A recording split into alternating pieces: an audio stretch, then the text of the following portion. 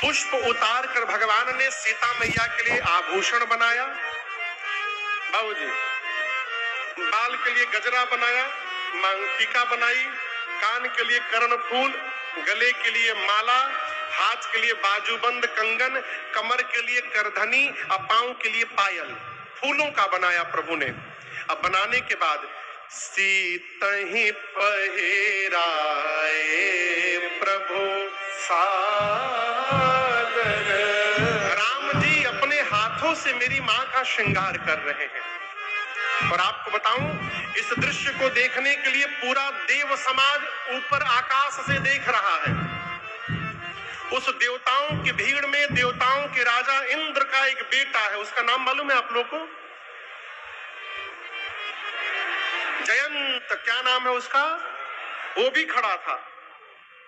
उसने देखा भगवान को, सीता मैया को सजाते हुए, बोला नो नो नो, ये भगवान नहीं हो सकते। नहीं नहीं, कहीं भगवान पत्नी सजाते हैं?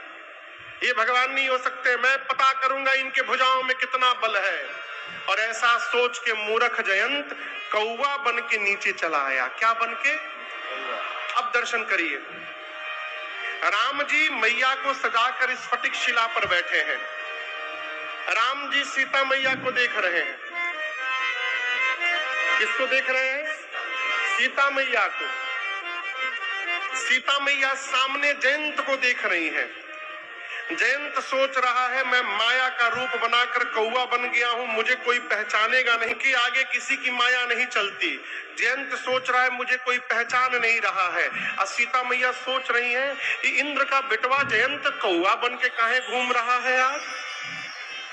अभी मां सोच ही रही थी, तब तक मूर्ख आया और आकर सीता चरण चोचहति भागा, मूढ़ मंदमति कारण आया। उसने मेरी मां के पांव में चोंच से मार दिया, अब मार के भाग गया। आप दर्शन करिए, चोंच से मार दिया।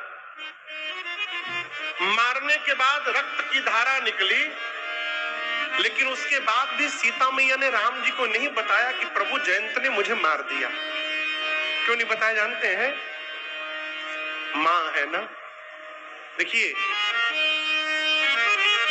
इस धरती पर चोट खाकर भी क्षमा करने की शक्ति यदि किसी के भीतर है, तो वो शक्ति केवल मां के भीतर है और किसी के भीतर नहीं है। मां क्षमा करती है। इसलिए एक बार भगवान के प्रति अपराध हो जाए, परंतु मां के प्रति अपराध नहीं करना चाहिए। हमारे पूज्य महाराज श्री पद गाते हैं, अगर मां ने ममता लुटाई न होती,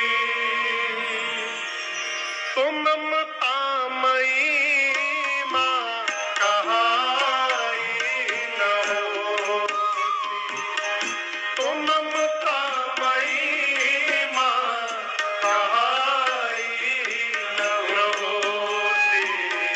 अगर मां ने ममता लुटाई न होती, अगर मां